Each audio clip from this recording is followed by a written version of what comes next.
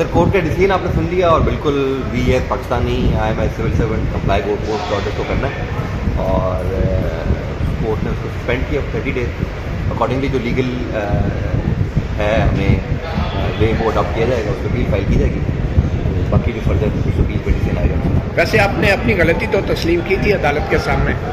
نہیں، آپ نے شاید کورٹ کو فالو نہیں کیا۔ جی جی، اس میں پراپر آرگومنٹ دیے گئے کہ جی جو ایم پی او ایشو ہوا اور اس کا بیسس رپورٹس تھی انٹیلیجنس بیورو کی اور اسپیشل برانچ کی، اور اس کے بعد ڈسٹرکٹ انٹیلیجنس کمیٹی ہے جس میں تمام ایجنسیز جو پاکستان کے ادارے ہیں وہ ممبرس ہوتے ہیں، وہ ایک کمیٹی کنوین ہوئی اور انہوں نے کنسنسس یہ ڈیسیژن دیا کہ یہ لا اینڈ آرڈر کا ایشو بنے گا اگر ایم پی او ایشو نہیں ہوا اور اس کو ڈیٹین نہیں کیا گیا۔ وہ کورٹ کے سامنے ہمیں سبمیشنس کی گئی تھی، تو وہ ظاہر ہے وہ چیزیں کورٹ کا الٹیمیٹ ڈیسیژن ہے and we all as Pakistani has to follow the decision of the court, اور وہ بالکل ہم کمپلائی کر رہے ہیں۔ اب 3 MPO غیر قانونی قرار دے دیا گیا تھا، تو کیا ایجنسیاں کسی غیر قانونی کام کے لیے ایک ڈپٹی کمشنر کو حکم دے سکتی ہیں؟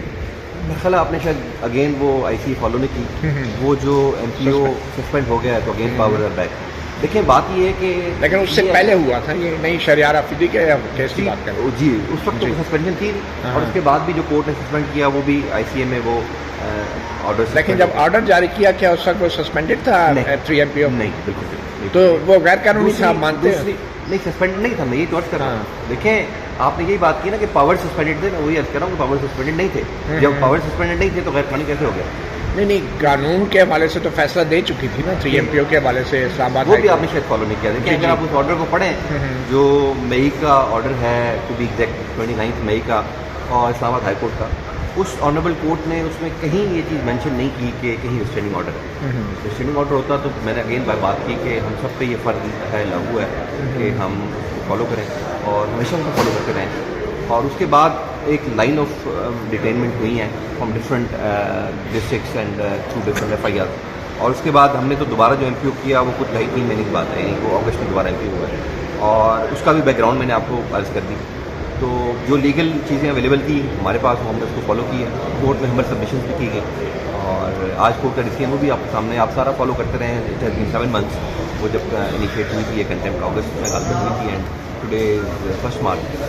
تو لیگل جو ہمارے پاس، تو آپ یہ کہہ رہے ہیں کہ آج 3 MPO کے جو اختیارات ہیں وہ بحال ہیں اور آپ آج بھی انہیں استعمال کر سکتے ہیں؟ دیکھیں میں نے آپ سے عرض کی کہ وہ آپ نے خود بات کی کہ وہ بحال ہیں، آئی سی اے میں سسپینڈڈ ہیں، وہ چیز کو آئے گی تو ضرور اس کو ایگزامن کیا جائے گا ایز پر لا، اور پہلے بھی ایز پر لا چیزیں دیکھی گئی ہیں اور دوبارہ دیکھی جائیں گی ویسے ہی۔ دیکھیں اگین وہی بات ہے کہ ہم ادھر جو کھڑے ہیں تمام گورنمنٹ سرونٹس جو اس ملک میں ہیں وہ، اور تمام سٹیزن بھی ایون کورٹ کا احترام کرتے ہیں، اور کورٹ کے احترام میں ہی جو ہے وہ ایک جسٹس ہے اور سکسیس ہے سب، اور اسی طرح انشاءاللہ کورٹ کا احترام کیا جائے گا۔ کورٹ کے جو آرڈرز ہوتے ہیں وہ منوم ہم پہلے بھی مانتے رہے ہیں اور بھی انشاءاللہ مانیں گے۔ Thank you. جی میڈم، اپیل تو کر رہے ہیں؟ جی وہ تو ہمارا لیگل رائٹ ہے، وہ تو لیگل رائٹ ہے، اگر نہ کی تو پھر 30 دن لیگل رائٹ ہے وہ دینے کا، جو لیگل رائٹ ہے وہ تو انشاءاللہ ویل کیا جائے گا پورا۔ Thank you.